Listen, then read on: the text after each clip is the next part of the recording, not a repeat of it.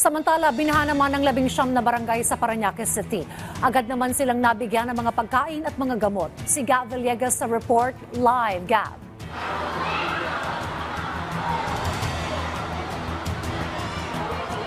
Dayan humupa na ang baha sa mga pangunahing kalsada sa Parañaque City matapos ang pag-ulan na dulot ng southwest monsoon o habagat.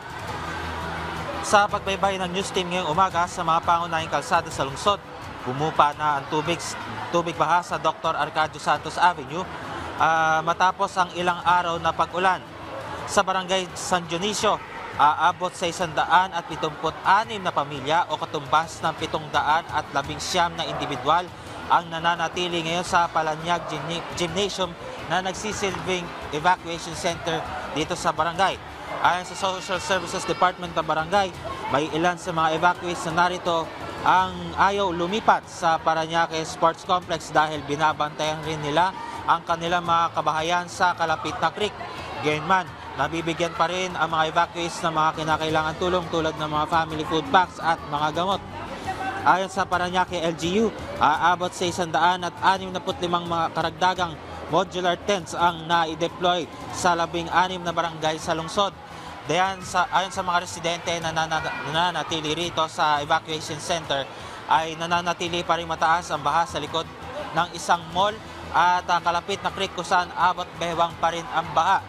Sa pinakuhuling update mula sa Parañaque City Social Welfare and Development Department, aabot sa higit 1,300 mga pamilya o katumbas ng higit 4,000 individual ang nananatili sa 18 evacuation center sa buong lungsod. Dumating na rin kagabi sa lungsod ang nasa 1,500 family food packs mula sa DSWD na nakatakda na maipamahagi sa mga evacuees na naapektuhan ng pagbaha.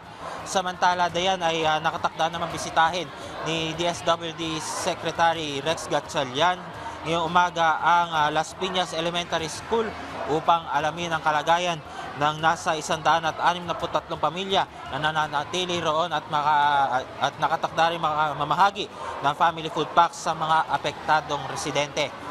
Mula rito sa Parañaque City para sa Integrated State Media, Gab Villegas ng PTV. Alright, Gab, nabanggit mo no, na may mga area na medyo humupa na yung baha. Pero ano bang advice doon sa mga evacuees dyan?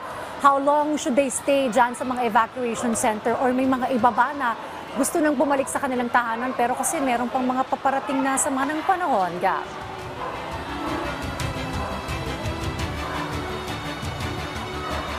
Okay na, kuya. Walang override si Gab Villegas. So maraming salamat, Gab Villegas.